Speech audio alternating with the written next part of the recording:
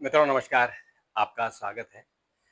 मित्रों केंद्र सरकार ने यूपीएस यानी यूनिफाइड पेंशन स्कीम को लोकप्रिय बनाने के लिए उसमें इनकम टैक्स बेनिफिट देने की घोषणा की है। दरअसल यूपीएस में लोग जो सरकारी कर्मचारी वो जाना ही नहीं चाह रहे हैं।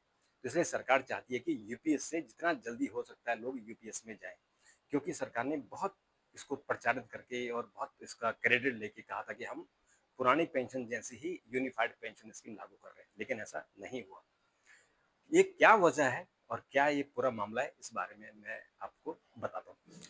देखिए, जो केंद्र सरकार ने दिल्ली के चुनाव से पहले एक दिल्ली में चूंकि बड़ा माहौल है और दिल्ली में केंद्र सरकार के कर्मचारी हैं, तो दिल्ली का चुनाव जीतने के लिए केंद्र सरकार ने दो स्कीमें की घोषणा की थी।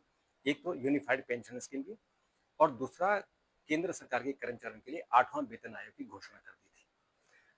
आठवां वेतन आयोग का अभी तक नोटिफिकेशन नहीं हुआ है, जबकि घोषणा किए हुए लगभग 5 महीने हो गए और इसी तरह से यूपीएस को भी लागू किए हुए 5 महीने हो गए। अभी सरकारी कर्मचारी इसमें नहीं आना चाह रहे।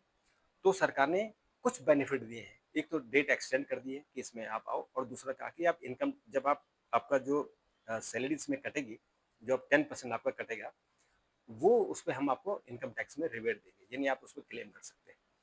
असल में क्यों सरकारी कर्मचारी यूपीएस में नहीं जाना चाह रहे? दरअसल इसमें दो तीन वजह है। एक वजह तो सबसे बड़ी वजह है कि यूपीएस में आपको सरकार ने 50% पेंशन की गारंटी दी है, यानी जो आपकी जब आप रिटायर होते हैं उस वक्त आपका आखिरी वेतनमान कितना है, उसका 50% आपको मिलेगा। अब उसमें एक और शर्त है कि आपकी जो सरकारी नौकरी है वो 25 साल की मिनिमम होनी चाहिए। अगर 25 साल की नौकरी नहीं हुई तो आपकी पेंशन बहुत कम हो जाएगी, यानी पेंशन तब भी मिलेगी लेकिन वो बहुत कम हो जाएगी। और अगर आपने उसमें से 60% हिस्सा पहले निकाल दिया तो और भी कम हो जाएगी। तो यानी जो यूपीएस है उसमें आपकी जो पेंशन की राशि है वो कम होगी। एक तो ये हो गया। लेकिन उससे बड़ा सबसे बड़ा जो फ्रॉड है इसमें, जो सबसे बड़ा एक ड्रॉबैक है, वो ड्रॉबैक ये है कि यूपीएस में आपको जो नॉमिनेशन भरनी है उसमें सिर्फ स्पाउस भर सकते हैं, यानी पत्नी के नाम पे या पति के नाम पर। और पति पत्नी कितना जिएंगे 60 साल के बाद? एक 60 साल की अगर उम्र व्यक्ति की हो जाती है तो उसके बाद 65 साल, 70 साल, 75 साल, कितने लोग हैं जो 75 साल के बाद जीवित रहते हैं? तो यानी ये जो पेंशन आपको मिलेगी यही 10-15 साल, 20 साल तक की मिलेगी।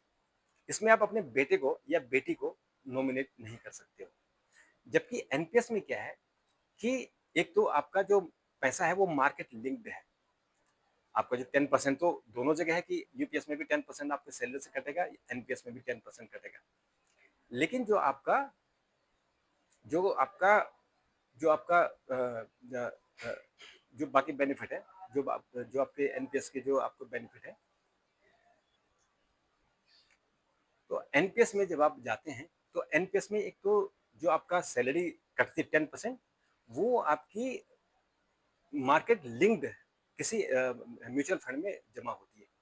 और वो चूंकि हिंदुस्तान का इसमें मार्केट है, वो जीडीपी हमारी बहुत अच्छी है, यानी हमारी जो मार्केट है वो ग्रो कर रही है। तो जितना मार्केट ग्रो करेगा उतना ही आपको उसका रिटर्न भी मिलेगा, यानी आपकी जो पेंशन है उसमें बढ़ोतरी हो जाएगी। दूसरी जो सबसे इंपॉर्टेंट बात है कि आपकी जो नॉमिनेशन है वो आप अपने स्पाउस के साथ दो बच्चों को कर सकते हैं, यानी जब आपकी मौत हो जाती है और पत्नी भी अगर या पति पत्नी में की भी अगर डेथ हो जाती है तो आप अपने बच्चों को आप नॉमिनेट कर सकते हो, यानी आपकी पेंशन बच्चों को मिल जाएगी। पेंशन ना मिले तो उसका जो कॉर्पस है वो मिल जाएगा, क्योंकि कॉर्पस एक सेक्रेटरी लेवल का अगर ऑफिसर है, आज की डेट में आज का जो मार्केट प्राइस है उसको 8 करोड़ रुपया उसका एक कॉर्पस बन रहा है। तो ये 8 करोड़ रुपए कहाँ जाएगा? उसकी पेंशन कितनी ज्यादा बढ़ेगी, जबकि यूपीएस में उसकी पेंशन केवल 50% बढ़ेगी। 50% में भी जब वो 60% विड्रॉ कर लेगा तो फिर उतनी कम हो जाएगी। आप एनपीएस में भी आप 60% विड्रॉ कर सकते हो, लेकिन आपका कॉर्पस इतना बड़ा होगा कि आपकी पेंशन बड़ी हो जाएगी। तो इसके कारण आपको जो कर्मचारी हैं वो यूपीएस में नहीं आना चाहते। और इसके अलावा जो ये सरकारी कर्मचारियों की जो यूनियन है वो भी कह रही है कि अगर इसमें सरकार को जो यूपीएस है उसमें सुधार कर लेना चाहिए, अगर सुधार नहीं करेंगे तो फिर यही प्रॉब्लम आएगी। तो अभी तो इन्होंने एक इनकम टैक्स में तो रिबेट दे दी है, पर वो कितना वेट होता है, वो नॉमिनली होता है। तो उस रिबेट का कितना बेनिफिट होता है ये भी हम इसको देखेंगे। मित्रों, अगर आपके पास इस बारे में और जानकारी हो तो अपनी प्रतिक्रिया दीजिएगा, हम उस पर कमेंट जवाब देने की कोशिश करेंगे, और अगर और जानकारी हुई तो मैं इस पर एक वीडियो बनाने की कोशिश करूंगा। अभी के लिए इतना, फिर आपसे मुलाकात होगी, तब तक नमस्कार।